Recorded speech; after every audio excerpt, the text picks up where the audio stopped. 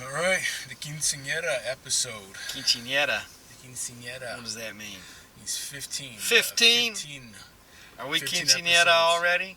Quinceañera episode. años? No, not Quinceañera episodes. capítulos. What's that? Capitals or sorry. Chapters. Or Perfect. You can say chapters is also episodes, but we can say Perfect. it's the 15th episode of Copy Press into our second season. And I guess it's kind of magical. We're in the Magic Kingdom. Hey, yeah, Technically, we are. Hollywood. Well, we were at Magic Kingdom, and now we're actually sitting out at Hollywood. Tower of Terror is right there, right? Tower of Terror. It does look kind of scary. It looks like a real hotel. It's pretty big. Yeah, pretty cool place. You see, Yeah. show it off. Check it out.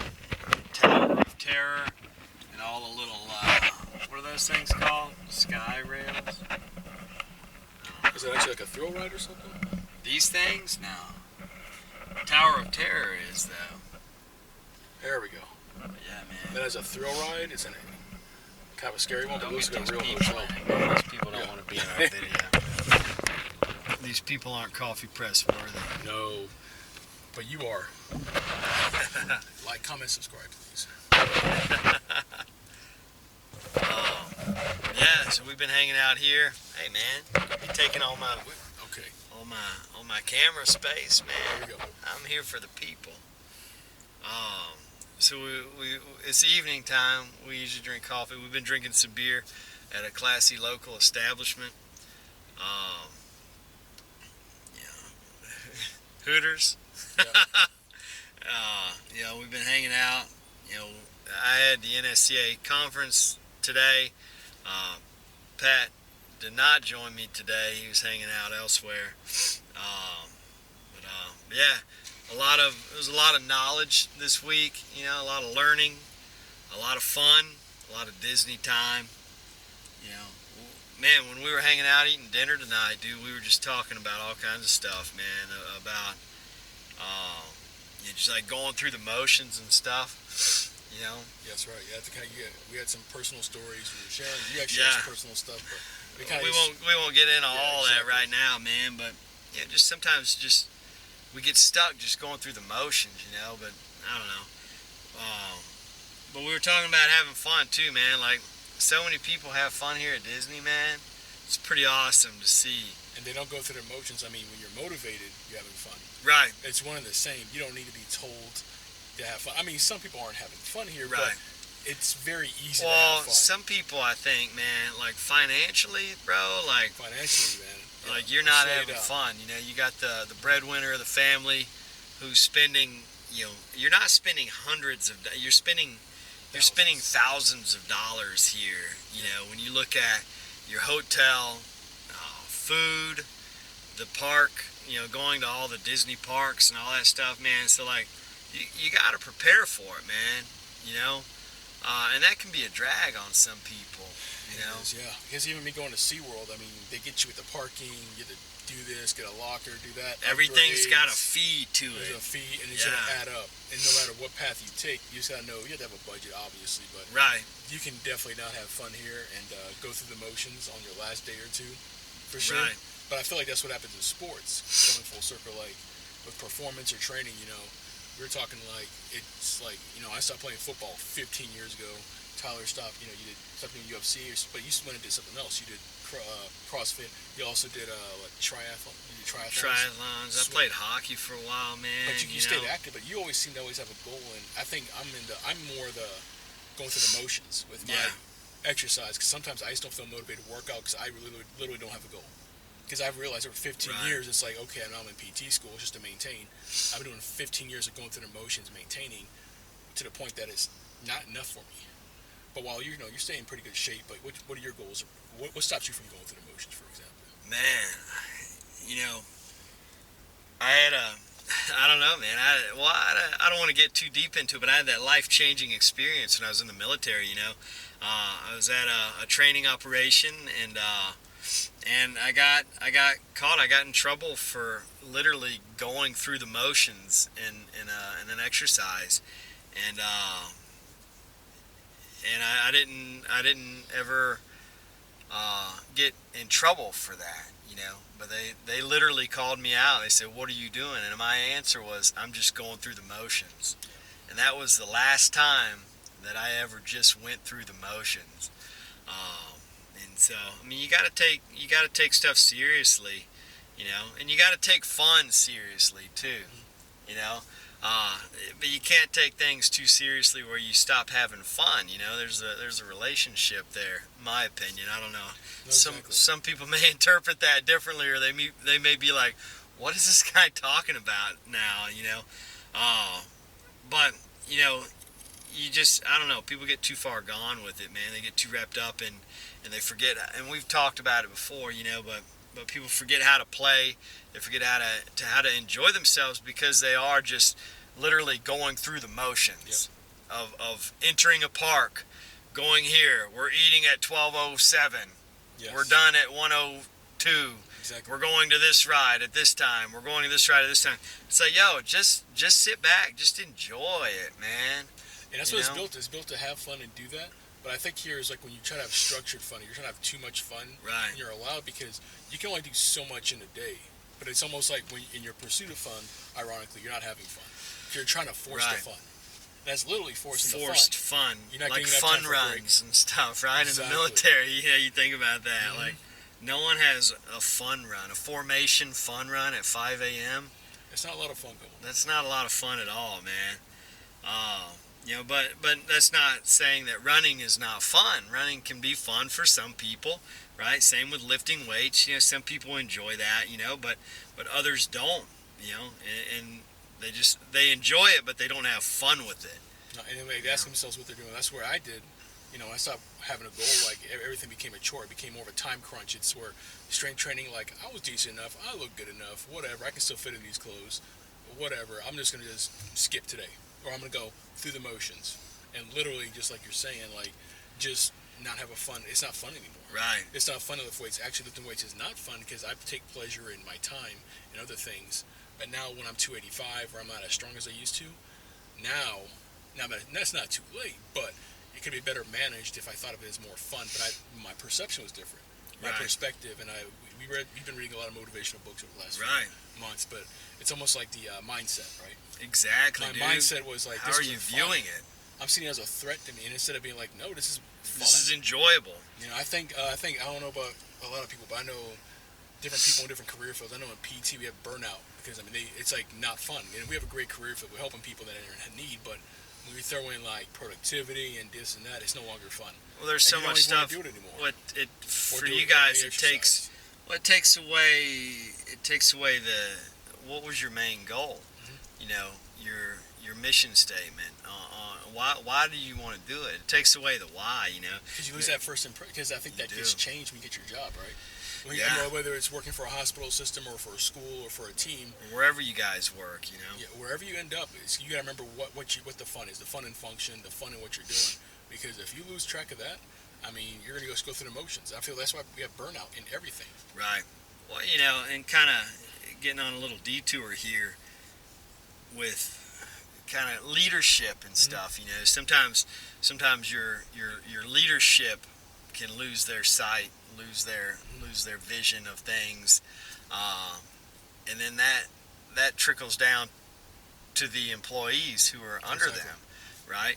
And then there's this whole superior inferior mindset, right? And then it's no longer the leader potentially working for you. If I was your leader, I'm working for you. In a leadership role. In a leadership role, I'm here for you. Exactly. Right? And I think a lot of that, that mindset gets lost. It does. And then that, as the employee, you're like, man, what am I doing here? Exactly, right? man. Yep. And you go through the motions, you just clock in. Right, and then you end up just going through the motions. Exactly, man. You're talking about everything from going through your CPR training, like the smallest things. Oh gosh, man, yeah. Well, I got to do BLS renewal again. What was the count? What was the ratio? Exactly, yeah. And there's so many people going in the hospital system who, if they actually had to initiate CPR on somebody, this is a real question. Yeah. Would you be able to do it? Would you feel comfortable doing it?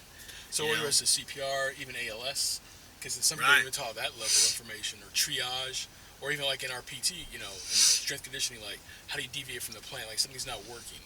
Like, but if you didn't take it as a threat, if you thought it was fun, you'd like the challenge. Right. Accept the challenge. Oh, today's something different.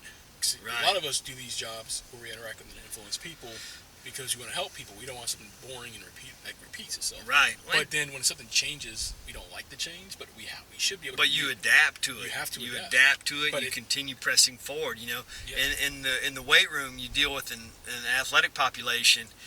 You get an athlete who comes in, and you ask him. You say, "Hey, how you doing today?" And he's like, "Yeah." Well, that right there tells you how they're doing that day. Now you got to change it up. It's no different in rehab. Yeah, exactly. You can't just say somebody's being lazy or being a poop head or whatever. Right. It's just like, yeah, that's true, but why? Because it's going to affect their training. If you cared about them, it's going to affect the outcome. Yeah, you need to be concerned about this. I mean, we're not psychologists, but there is sports psychology out there. Sports psychology is a huge component of what you and I do, man, and we have to understand that as practitioners in our respective fields.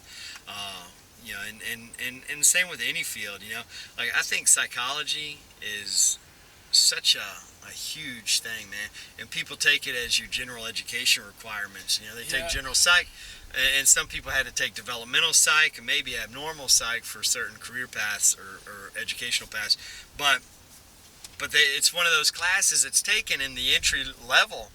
And then you dump it. You take it, you pass the course, you dump it, man. But that stuff, whether you're in sales, the medical field, anything dealing with people, man, psychology is so important. But it's another social science, even like a different kind of soft kind of undergrad they used to call it like business. Right. If somebody has a business, psychology, sociology degree, it's thought of as a joke when it's actually very important. But it's often the cherry on top of what you're doing. I mean, when you're an engineer, the medical field, whatever you're doing, often the business savvy, interpersonal skills, that's what's important to have on top of what you're knowing. And I think a lot of times we get taught the introduction of business skills, interpersonal skills, psychology, knowing these things, but we don't get that. It doesn't get built upon later because we know our basics of our jobs. Right. But when and this is a big thing with working in the military, hospital systems, corporations, you have mandatory yearly training. But it's not really getting it. I feel like it's just there. Are you kind of referencing like online training? Like online training, because they're trying to train you for interpersonal skills, right. Perceived biases. But I know I'm going to take this, and other people in the systems will take it, but nothing's going to change. It's just like we met a paper requirement. Just like people taking intro psychology. It's like these introductory concepts are there, but it's like we just don't internalize them and apply them. Right. I guess it's advanced learning, but how do you keep somebody accountable for that? It's just job performance, really. Right. It's somebody's job performance or even their affect. Because somebody's having a bad mood, not really understanding the mission. I mean, that's part of the interpersonal skills that we're missing, I feel like. Understanding is crucial. Yeah. And we've kind of talked about that too. We talked about it tonight, man.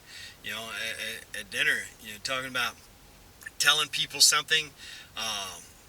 You could tell some. This is kids in the weight room, your athletes, your colleagues, your employees, your children. You could tell them something all day long, but did they truly understand what you were telling them?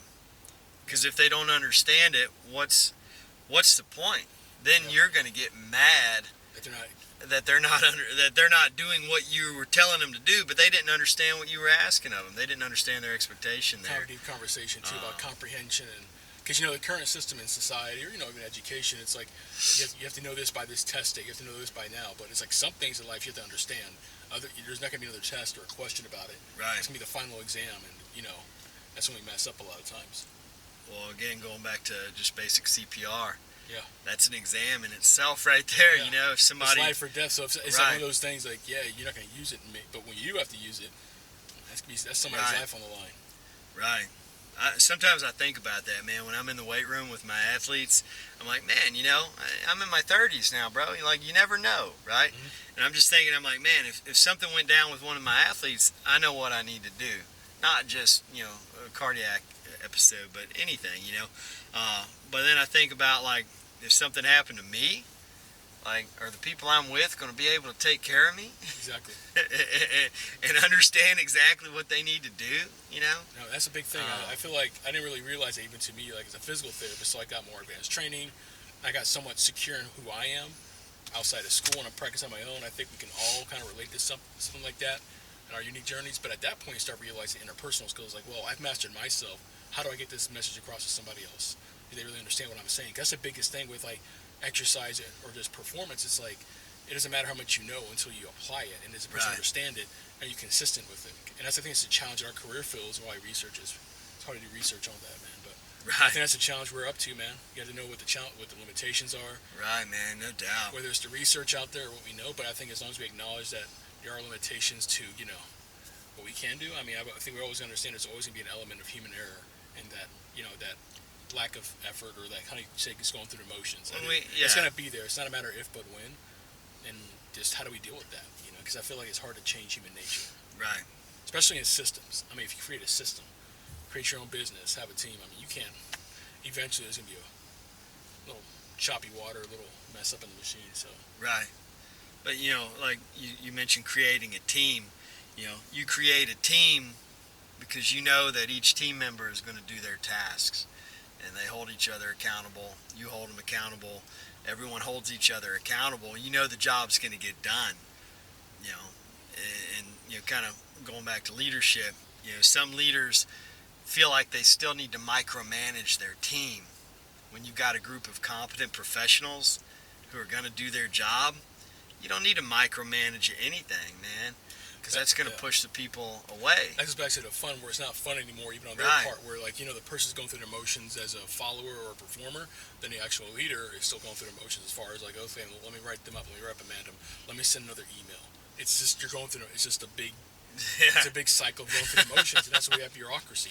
And that's why it takes 3 business days to get your paperwork signed or whatever. Because it's no longer fun. Right. So, hey guys, make your fun when you can. I mean, it's been fun out here, but I like to get back to work, get back home, but at the same time, it's kind of cool just seeing the art of fun because it's a whole corporation. It's a multi-billion-dollar corporation. Man, and it's crazy here. We're seeing it visually like this is a empire of entertainment and fun, but it's structured fun. Structured fun, because, I mean, we're having a lot more fun with the employees, but it's kind of interesting just to be here in Disney World. Right. Well, talking about that real quick detour on the employees. Mm-hmm. Like these employees, some of them probably their day one was probably the best job they ever had. Exactly. Day 2 sucked. Yeah. And beyond, man. They're like, just like, these people again. These people. I think about like the boat ferry that goes back and forth. Day 1 would be pretty cool on that job. Same questions. Are there alligators in this water? Sure? Like, no, has anyone ever done this? Can I swim in here? No. And then they get there, they dock here. You get off, you get on. They leave, they dock here. And it's just like, oh, that's a cool job. It's like, not really. I'm just going through the motions. And that's working for Disney World, the most happy place in the world. So whatever you're doing now, appreciate what you're doing. If you don't like it, make a plan. But just try to have fun where you're at. I mean, everybody wants to have fun. Right. I mean, we'll get your job done, but be present where you're at. Be present. That's huge. Engage. Enjoy where you're at. You're at it in your life for a reason. You might be a millionaire in a week.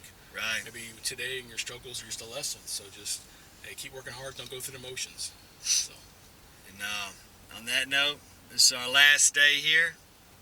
My wife and my oldest kid are finishing up at the park. And I got the youngest kid. He's napping in the back seat right now. And it's our last night here. Yep. Hey, we don't have any drinks because we're in a car. Right, so we didn't bring any beer in a car. We can't drink and drive. That's illegal. We would never do that. But no coffee either because it's late. So, hey, cheers. And cheers to all you. Let's see if we get a nice little pan of Disney World before y'all. Sun's going down. There we go. So that's the Hotel Tower of Terror right there. It's just outside Hollywood Studios. Little gondolas. These things go for miles. They're pretty cool. That's it. We'll see you later on this episode of Coffee Press. Quinceañera episode.